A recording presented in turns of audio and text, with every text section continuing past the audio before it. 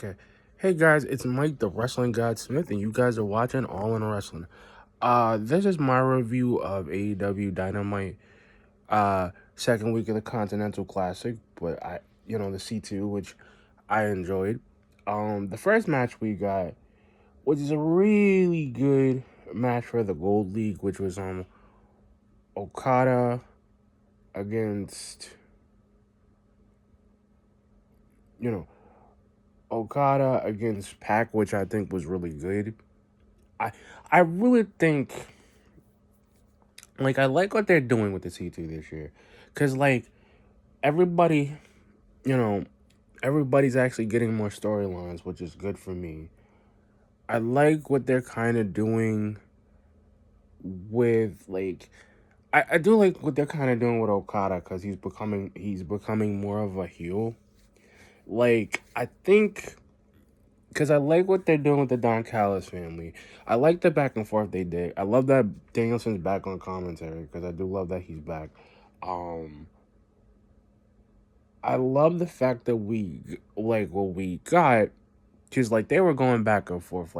Pac was really working on Okada, and the fact that he tried to do a Rainmaker, and Pac literally tried to do a Black Arrow because he can still do it. It was a sick one. He gets a 2 count. They're going back and forth. He does a pile driver.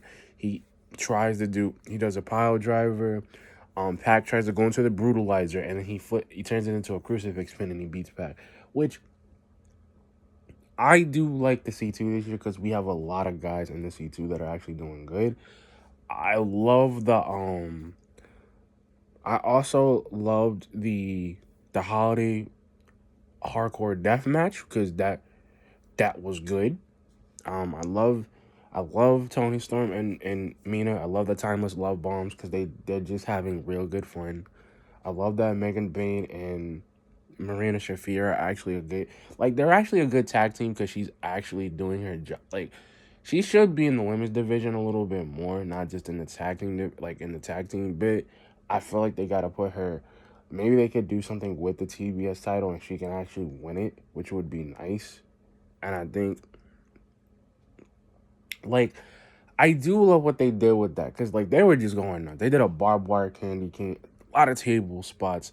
But I do love the fact that Mina she took a spear, she ate that spear and she was in, she was still in the match.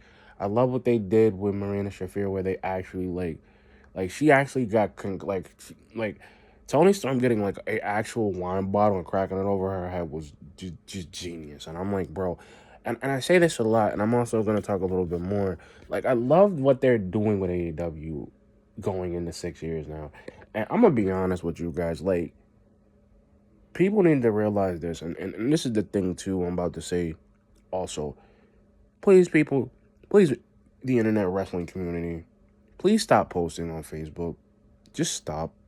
Because we don't. I read this negativity, and I'm so tired. I'm like, bro, yeah, I want to bag on WWE, go bag on them if you care. But I'm like, at this point, I don't. I'm like, if you want to bag on AEW, if you got an opinion, make a video, be a YouTuber, be passionate, but don't be a dickhead. Because I'm gonna be honest with y'all, you can't this is you can't make this stuff up. I'm not gonna talk too long about him. Just making a point. Stop. Like, we don't I'm glad that we have AEW. I'm glad that we have Ring of Honor. I'm glad that we can watch other things, New Japan. But you're ruining for the rest of everybody who wants to get into wrestling with this negativity. Bro, I don't care about the metrics. I don't care about the money. I don't care about I care about the wrestlers. I care about their lives. I care about who they are people. I care about that they love to entertain us every single week for the pleasure of watching it at home. It is a relaxing feeling that I get to watch a match and I like making a video about it. And we talk about wrestling and it's pure. Like all this other stuff about everybody being crybabies and everybody saying this. Bro, if you like WWE, you like WWE. Like AEW, like AEW. Just stop. Just stop. And that's my point. Please Stop for the rest of us. Stop. But anyway, guys, I want to get into the next match we had, which was basically a really good match in itself. We basically had Kevin Knight versus Kyle Fletcher in the Gold League, because they're doing the Gold and Blue League. Kevin Knight, you know what? Kind of like him. He's growing on me. I like the guy. I like what he's doing. I like that the match that he had with Kyle Fletcher was really good. The Proto Star. I like Kyle Fletcher. I like him because he's not like, I like his style of wrestling. Like, it's not like he is a fast guy. Like, he is a technical guy. I do like that he is confident in himself. I do like that he does brain busters. Cause like, I think when Don Callis picked him up and he shaved off his hair, and I'm like, you know what? And he went in a completely different direction. He's just been on top of the world. Like, this dude has a future in being a world champion. I see it. I see it a lot more. And I like having that feeling of him doing something. Like him being part of the Don Callis family. And them having fantastic, like, they got a group of people, which is crazy to me. But the fact that the story is still going and they're just recruiting, but Kyle Fletcher's the breadwinner. Between him, Okada, and Takeshita, he's the breadwinner. And I want to talk about Takeshita a little bit more later into the thing, but I want to say the match was good. Like, they literally were going, like, they were out trying to outdo each other. Like, Kevin Knight literally was trying to, they do a lot of collar elbow tie-ups. That was really good. I do love the joint manipulation a little bit, because I do love what they were doing with that. I love that Kevin Knight was literally trying to, like, literally, like, he tried to do the UFO, and he tried, and Kyle gets the knees up, and then when he gets the knees up, he just hits him. Like, he just hits him, and it's just like, bro, he hits him with the brain buster, gets the 1, 2, 3. Like, he is just like, Kyle Fletcher is on top of the world. Like, I could see him winning the Continental Classic. I could see him going against, like, Claudio, because I want to see that match. Like what we got, like, and I'm gonna go into it a little bit too, because like what we got with the Dark Order was fun. I love that the Dark Order's trying to be in the trios competition, because they've been winning. Like, they've been reinvented by themselves, and I'm actually glad that they're being Dark Order and they're not being when I seen them 2 years ago, 3 years ago. Like, this Evil Uno, he's a little bit more trim. He's not so heavy. He's a little bit more trim. I do like the Hangman interaction, because they talked about them being friends, and they talked about it. And he and um was it was so no, it was Reynolds that said, "Listen, don't ruin it. Don't ruin this for us." Because I love that. I love that they had that interaction. And he was like, "Listen, after this matchup, those three are mine." And I love that Hangman is still going for them, because the story with the Ops and Hangman has just actually been good.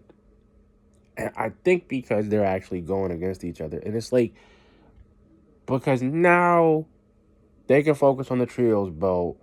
They can let Hook and Shibata and Hobbs do it. Joe can focus on Hangman and Swerve, because I feel like Swerve is going to pop up at some point. He'll probably pop up next week.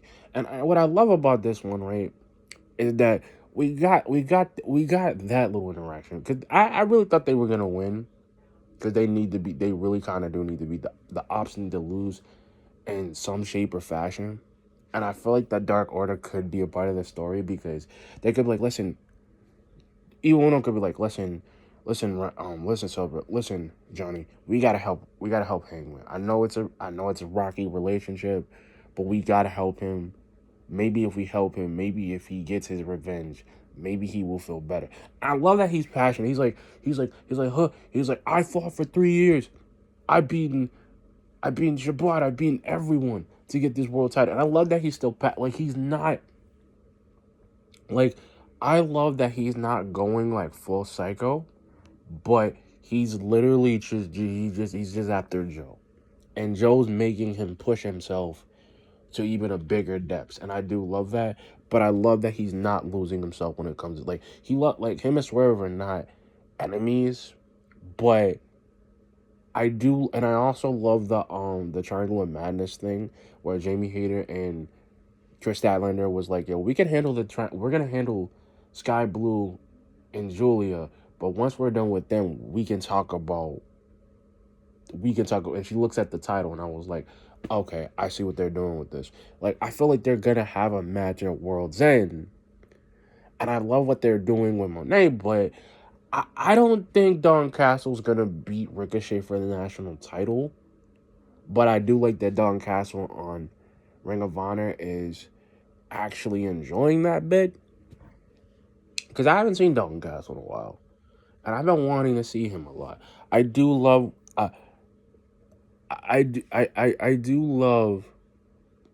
love what we're doing with that future. I do love that we're actually getting started with it.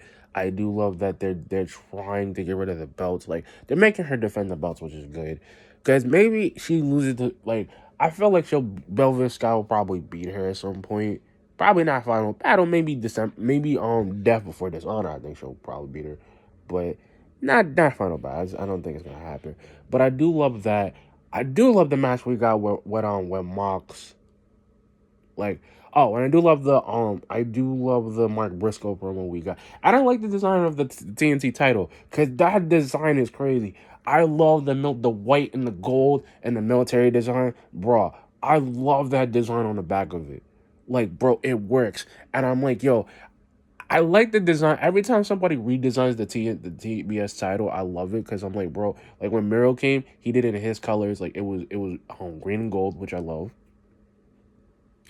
God, man, if we could have got it with Adam Cole and he did like the Paragon colors, I wanted to see what it would be like because Mark Briscoe redesigning it is crazy, and it looks crazy good on his shoulder, like it looks crazy good, and I don't know why, but it does.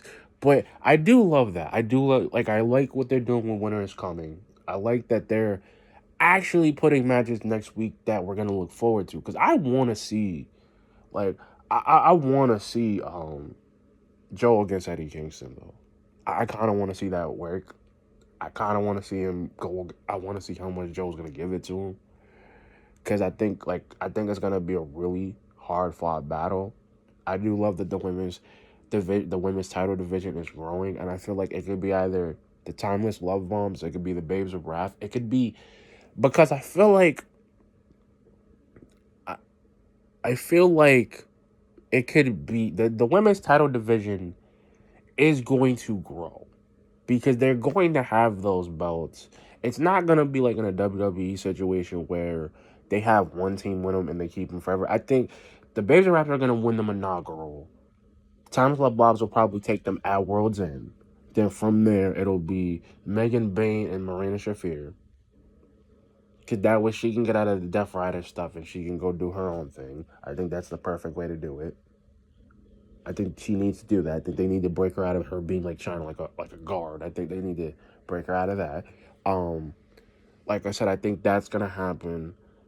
I think there will probably be more teams. I think that Athena and Mercedes will probably win it at Revolution. They'll keep circulating. That's what the belts are supposed to. The women tag belts are supposed to do. They're supposed to circulate because I feel like because she has the TBS titles, I think she's gonna add a couple of more belts. Or if she doesn't, they're gonna make her defend all those belts at some point, and that's what it should be like. Like she should lose the Ring of Honor belt, the Ring of Honor's Pure Championship. She should win. I think is it the television or it might be Pure. You guys could tell me in the comments because she needs to lose those belts because I don't think she's gonna be able to really beat Chris Statlander right now because the problem is they're gonna make her do an Hangman Adam Page thing where she's going because her and Jamie Hayter are gonna have a match. That at World's End is going to happen. And I think once the new year comes in, once we do the dynamite after World's End, I think they're gonna set up where she does get the belt, but she goes completely. I think she's kind of going there, but just not yet. But like I said, I want to talk about the John Moxley versus Claudio match, bro. Claudio, and I've said this when he came here, when he came like I think 2 years ago. This dude is on a different level. Like he's the CMLL world heavyweight world heavyweight champion, and I'm like, bro.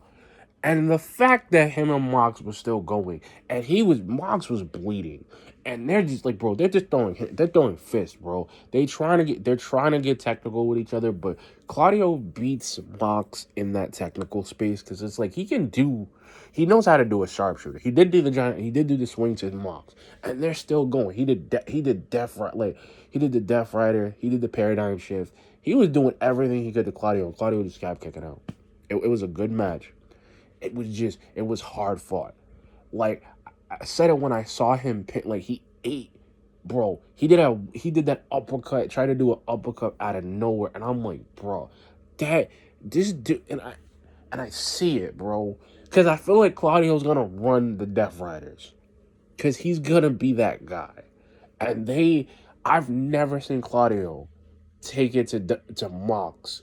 It's like Danielson has done it, Yuta has done it, but not in the way Claudio did it. Cause that dude, like the match was crazy. Like that dude beat the crap out of him. I mean, like, and this is the thing, like, in John Moxley matches, you're gonna get blood. You're gonna get blood. He's gonna take you to your limit. And now he's been on a losing streak. Like he's been losing to Kyle O'Reilly, and I think because now he's in Kyle O'Reilly, and we also gotta but I am gonna talk about the Darby Allin thing. I think he is gonna be out the Continental Classic. I think that he'll come back at World's End, because that he needs that time. He needs about 3 or 4 weeks to heal. He will come at World's End. I think they're going to do something where he's probably like, here's the thing. I feel like he will probably get a chance to be the world champion once. I think, I don't know, because I don't see him doing a heel turn. Maybe they'll do it. Maybe they'll do it at Double or Nothing where he gets to be in the battle royale for the world title again. Because I think that's what they should focus on him being. Like I think he should have a run to the world title to get to Joe, because he never really got that match. He got it with Mox, but I think because now that the Death Riders now that he's been kind of losing, Mox is gonna go into a psychopathic rage. But I think Claudio's just gonna excommunicate him. I think they're going to do an excommunication, and everybody's gonna be like, "Yo, bro, like Mox, you haven't been winning. Like you've been losing." And the fact that he lost to Claudio is going to eat him. And Claudio's gonna be like, "Yo, I beat you. I should be the rightful role." I think they're gonna have a Death Riders like dissension, because he's gonna call the shots. Like he's gonna call the shots. He's gonna get excommunicated, and it's gonna be so weird. But I think they're gonna do it at some point. They're gonna do it. They're not gonna do it at World's End. They're gonna do it at another pay-per-view. Maybe at Winter is Coming. Maybe they'll do it there. But I don't know. But like I said, guys, AEW was really good. I think the week 2 of the Continental Classic is doing fantastic right now. I think that we have a really good shape in the Gold League. I do love that we are getting an FTR match. I like that the Gun Club is really doing, Bullet Club Gold. They're doing good. I love that Juice Robinson's being Juice. I love that. I love that Colton Gunn is actually doing it. I love that Stokely's trying to make them more heelish, but at this point, I don't know, because, like, here's the thing about that, though. I feel like them being heels doesn't work. And, like, ever since Cope left, I just feel like, I feel like their tag title runs have just been garbage. Like, Bro Dito and Brody King, I think they're going to end up having that run again. And it's going to be crazy, because I feel like they made the tag title scene actually pop, because they defended it continuously. Bro, Dito doing that battle royale, a final battle. I want to see him pull it off. Like, I think he's not gonna do it, but I feel like he could. But I am gonna do my predictions about final battle. But like I said, guys, I'm gonna give AEW kind of like a 9 out of 10 for this because the Continental Classic was good. The main event was a fantastic one. I think that we got a lot of good seller matches. And I'm also gonna say this, if you don't, I'm gonna say this, like if you're not an AEW fan, fine. I'm okay with that. I don't have a problem with that. I have a problem with people talking about Okada's like wrestling. I like him. I've seen him in New Japan, and New Japan Okada was good, but AEW Okada is like night and day. I feel like he does really well being a heel. I like that he's part of the Don Callis family. I feel like the Don Callis family as a whole, I feel like them having Okada and Takeshita, these two, and even Fletcher, I feel like they're gonna be the three guys. They're gonna be the three guys that they're gonna each have a championship. Or because I feel like Takeshi's gonna go on a face run, and it's gonna be a really good face run. The crowd is gonna love him, and he just like I said, he when I first seen him, he was good. Like when he first came to AEW, he was good because like him and that Danielson match, he is a star, bro. He is a star. I said this like between him and Nick Wayne and all these dudes, like bro, he's a bloody star. I said this to him. Like I've thought about it. Like I've thought about what they can do. Like I've thought about it. Like bro, because you want that confrontation that him and Okada had. It's still that, and I feel like it's not a jealousy thing. It's a like yo, you think you're like bro. I got the IGP championship. I have the IWGP championship, and I'm like bro. I feel like Okada's gonna lose this whole. Like here's the thing with the Continental Club because I'm making my predictions right now. Okada's not gonna beat Takeshita. It's gonna probably be a draw because they're not gonna beat each other. It's gonna be a draw. That 30 minutes is gonna run out. Okada's not gonna hit him. He's not gonna get the pin. It's gonna be a draw. They're gonna get a point each. They're gonna still be in it, but it's gonna be that sudden death rule. And the thing is, if Tony does the sudden death rule, I feel like it's gonna make the match even higher because sorry guys, he is going to be it's gonna be sudden death for those two because the fact is he's gonna have to come up with a win because we can't. The thing is, if they do it, I feel like they're gonna do it at Maximum Carnage, or no, they'll do it at Winter is Coming, and I feel like he's gonna have that thing. The Roderick Strong and Orange Cassidy thing. Orange Cassidy gonna win that. Roderick Strong, I love the guy. I don't see him being the winner of the Continental Classic. I just don't. Because the problem is, he's a good wrestler, but he's still part of the conglomeration. They're still a faction. Kyle is injured, and the thing is, I feel like I really think he needs to focus on if he wants to win.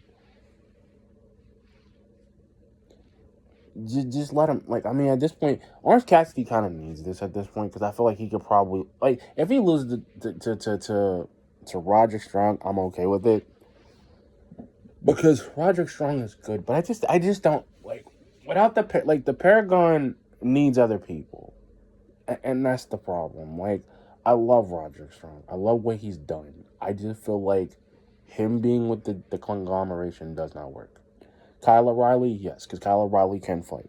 He's proved us that he is the MVP of it. Like I feel like he will be a wrestler of the year because of the match he's had with Jon Moxley. And the fact that that dude went in with he still won with a broken arm is crazy to me. And I'm like, yo, if he was in a Continental Classic, him and Roderick Strong, bro, I wouldn't even know who to. It would be a sudden death. Like those two they know each other too well. Same thing with Okada and Takeshita. It's gonna be that. It's gonna be. This is gonna be. It's gonna be that. It's gonna be that rivalry.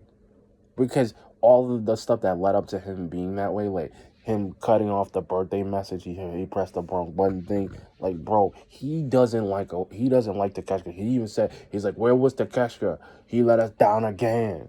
Like, bro, I see it in him. I see the fight they're gonna the match they're gonna have. It's gonna be a beautiful beautiful match. It's gonna that United title is going to Takeshita. It's not going to Kyle. It's not even going to. It's not going to go to Fletcher. It's not. Like, if he wins that like, if he's gonna win the Continental title, he's going to win the international title. That's gonna happen. That United title is going to be around Takeshita's waist. And once he gets rid of the Don, because like Don Callis is like, bro, he's better than Okada. Okada's his favorite project right now. Kyle's his favorite project, but he lost the TNT title. See, the thing is, Don don't like losing. We know the Callis family don't like losing because they've been eating some losses. But Takeshita is going. If Takeshita does the unthinkable and beats him at World's End for that United title, I feel like he is going to be on the. This dude's gonna be on such a rise that he's gonna be a face. That dude's gonna want to challenge everybody. He's gonna want to challenge Kenny because he didn't get that match with him. He's gonna want to challenge Kenny. He's gonna want to challenge Jack Perry. He's gonna want to challenge every guy that steps up to him, and I feel like he needs it. And that's something. This was going to my. I'm just making my little observations, like because, like I said, guys, this is what I feel like as the Continental Club, the C2 this year compared to last year's. It's making everybody step up. It's making the Death Rider, one of the people in the Death Rider step up. It's making Cassidy step up a little bit. Orange Cassidy's been on a run. And the thing is, he doesn't need a title to do it, to cement his run. I feel like Roderick Strong might need it, but I feel like he's going to go against Roderick Strong. I feel like that would be a fantastic match. I feel like they have done a lot of stuff this week. They've done a lot. AEW is growing. And I mean, because they got Ring of Honor people, but the way Ring of Honor, they're including them in their thing. They got the title. They're showing the titles. It's okay. I'm okay with I'm okay with a women's tag team division, and it doesn't have to be as big as WWE's because the problem with WWE's women's tag division is upset. I'm not hating on them. I'm just critiquing the problem. There's not enough people. The problem is you have factions winning the belts. You have other people that are not. See, the problem is that you need people from NXT to fill out that roster over there. And the thing is, they're not doing so well. Like, maybe they might do a better observation. Maybe they might do it. And this is the thing I've said with the John Cena stuff. Like, I think once John Cena leaves and he has his final match, I feel like they need to just let him run it. Let him do his own thing for a bit. Let them get that out the way. Let them get WrestleMania out. Then we can focus on the tag team division. Then we can focus on the Intercontinental division. And this is what I'm talking about. Like, I'm taking a page. And the reason I say this is because AEW doesn't have a John Cena, which is good. And I think because they have Kenny Omega, but Kenny Omega's in other things. And he's letting everybody else grow. And because Cody created it, and it's not, and this is the problem what I think everybody doesn't like about AEW is that they don't do what WWE does. It's not about, who we can put. Bro, we could put the title on Swerve. We could put the title on Joe. We could put the title on anybody. But the other people that are not main event guys are becoming main eventers, they're focusing on the workhorse titles, which I've said the United title, AEW United Championship, is a workhorse title. It brings out everybody. The world title is bringing out Eddie Kingston. It's bringing them out. The trios are bringing out Hook, the Ops. It's bringing them out. It's probably going to bring out the Death Riders. It's probably going to bring them out at some point. It's probably going to make sense with them. But this is what I'm saying. Even the women's tag belts are bringing out Marina Shafir and Megan Bayne. Like, they're bringing other people. They're letting other people do things. And I've said this, that they're making them do other things. And that's what AEW does with their tournaments. They're not just making a new title because they want to make a new title. They made the national championship on Ricochet. Ricochet is challenging Dalton Castle. He's going to be challenging other people. Like, bro, they're making that a thing now. So everybody talking about AEW's got way too many titles, it's not enough titles, and it's way too many. WWE has just amount, bro. WWE hasn't even made, like, bro. They're making the Intercontinental be a factor. The AAA Championship, which should be defended, but they're not even letting. They're not making him defend it. But people in AAA are going NXT because I've seen NXT. They're doing okay, but even with Ethan Page, they're having problems. And I've said this, they're having problems. AEW is, they can't do no wrong because every time they think they're doing something wrong, or everybody thinks they're doing, or they're being a little mid, they can be a little mid because maybe they got to build up more and make new storylines every other week. Nobody ever thinks about that. Like, it's not easy. And that's why WWE is going to crash out, because they're not, they're paying, they're doing all this money they're doing all this stuff, and all they do, and it's the thing is, everybody loves it because, you know why? And I thought about it. I don't hate WWE. I love WWE. I just don't like the fact that they're not letting other people grow. But anyway, guys, my review of AEW Dynamite, the second week of the Continental Classic, is a 10 out of 10 because we had a lot of good matches. We had a lot of good things. We have a lot of storylines that are actually becoming a thing. I love that Harley Cameron is actually she might be champ. Listen, if the Babes of Rap win it, I'm not mad because Harley Cameron she's been working her butt off. She's been doing good. She hasn't given up. She's different from being that blonde lady. Because the thing is, it's been a year. Because ever since she left QTV, which is QT Marshall's thing, and I'm like, you know what? QT Marshall's doing okay. But I think he's kind of having a problem. I think he probably doesn't know what to do because he's kind of a filler. It's like, you know what? Like